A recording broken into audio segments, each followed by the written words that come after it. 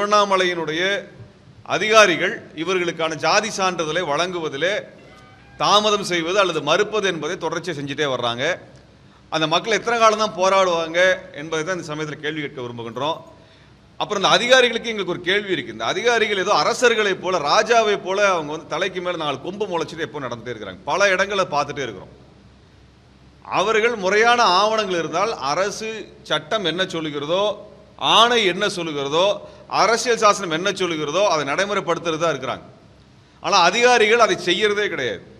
அதிகாரிகள், பெரும்பாலான அதிகாரிகள் இந்த சமூக நீதி என்கின்ற அந்த நோக்கத்தை பற்றியான எந்த அக்கறையும் இல்லாமல், பொறுப்பு இல்லாமல் அவர்கள் ஏழை எளிய மக்களை வஞ்சனை செய்வது, வஞ்சிப்பதாக பல தடவை நடந்துட்டு இருக்குது.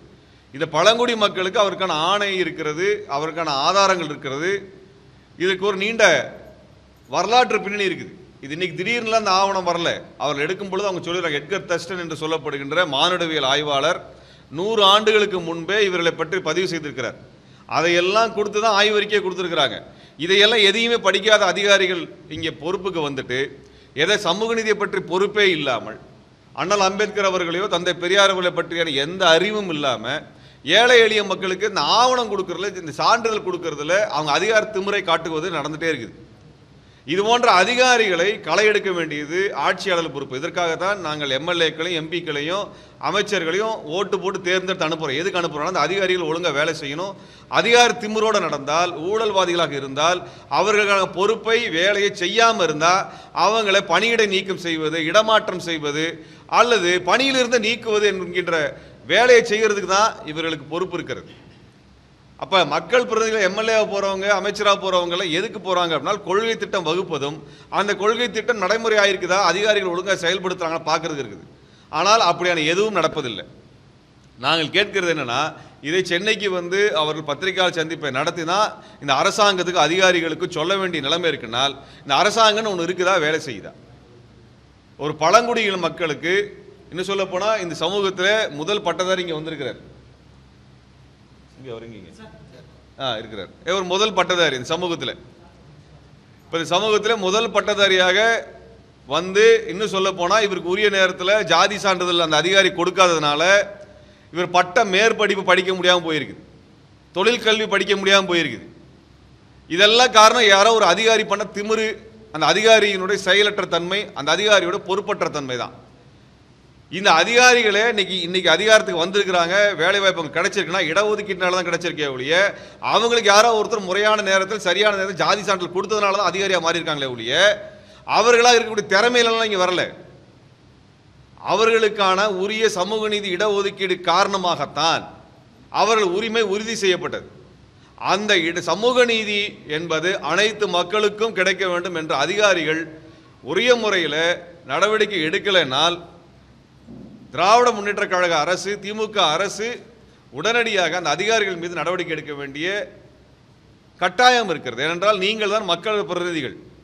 சமூக நீதியை குறித்து தொடர்ச்சியாக பேசி வரக்கூடிய திமுக அரசு இது போன்ற அதிகாரிகள் மீது நடவடிக்கை எடுக்க வேண்டும் என்று இந்த துறை சார்ந்த அமைச்சர் பெருமக்களுக்கும் முதலமைச்சர் அவர்களுக்கும் அந்த சமயத்தில் வேண்டுகோள் வைக்கின்றோம். ஆகவே இவர்களுக்கு வந்து இந்த ஆவணம் வந்ததுக்கு பின்னாடியும் உங்களுக்கான ஜாதி சான்றிதழ் தொடர்ச்சியாக திருவண்ணாமலையில் அல்லது இதர மாவட்டங்கள் கிடைக்காமல் இருக்கும் என்றால் தோழர் குடந்தை அரசன் மற்றும் இதர ஜனநாயக சக்திகளோடு மே 17 இயக்கமும் இந்த பழங்குடி மக்களோடு சேர்ந்து போராட்ட களத்திற்கு வரும்.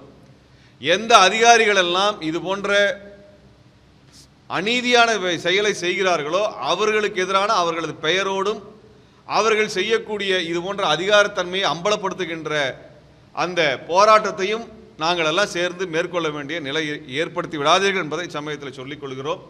அதே போல் இங்கே நரிக்குறவர் சமூகத்தை சார்ந்த வந்திருக்கிறார்கள். சமூகத்தினுடைய விளிம்பு நிலையில் இருக்கக்கூடியவர்கள், அவர்களுக்கு வீடு கிடையாது, தங்குவதற்கான நிலம் கிடையாது.